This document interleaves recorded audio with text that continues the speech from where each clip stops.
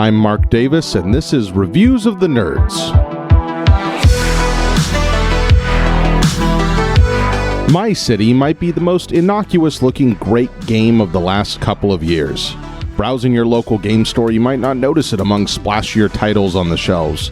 Look closely, however, and you'll see the name of Reiner Knizia, our most prolific and perhaps greatest board game designer.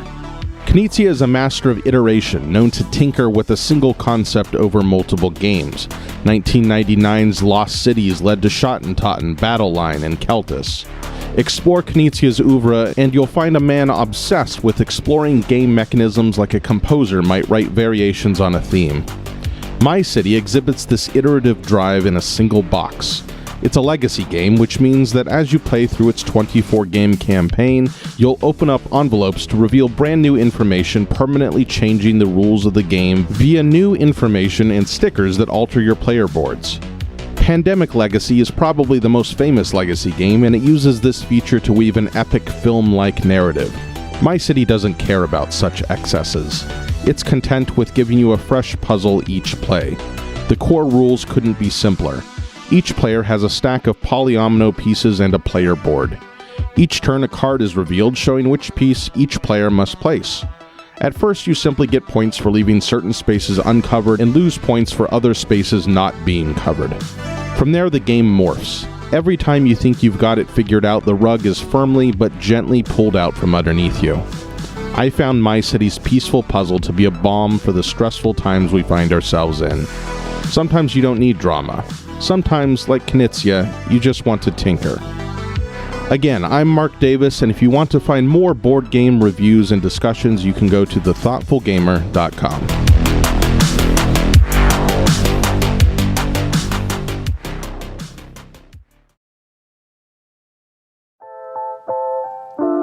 Have you ever been around another person who used a word or phrase that you were absolutely certain that you should know, but you didn't? Well, of course you have. Hey, don't worry, nerd, because we've got some great news for you. You're about to learn something brand new, and this will be useful. Not like that throwaway knowledge like math or science.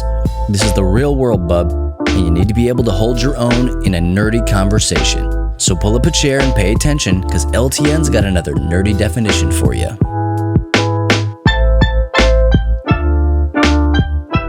This week's definition is Steam. Created by video game giant Valve, creators of the classic hits like Team Fortress, Counter-Strike, Half-Life, and Portal, Steam was originally designed and launched in 2003 as a standalone platform, specifically designed for Valve to efficiently push updates and extra content out for their own games. But they couldn't keep it to themselves for long. It quickly grew to include other AAA developers and a whole slew of independent devs as well. It is currently the world's leading video game collection, boasting over 55,000 games just waiting to join your library. Having already released a console-esque way for you to play your favorite Steam games on your TV with their custom controller, Valve has also decided to venture further into the console market by releasing the Steam Deck, a Nintendo Switch-inspired design that allows for you to play games like Doom Eternal, Elder Scrolls Online, Apex Legends, Among Us, or any other of your favorite PC titles even when you're not sitting at your desk. Steam is a black hole, so tread lightly. Oh, and watch out for those sales. They'll absolutely 100% get you.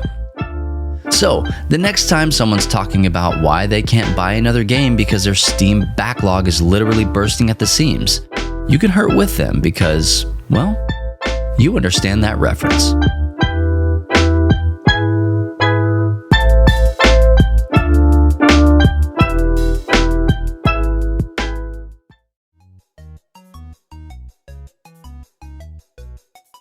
Hey everyone, I'm Hector Miray, and this is Faith and Fandom 180 on LTN Radio. So, Marvel What If has been a fun experience so far.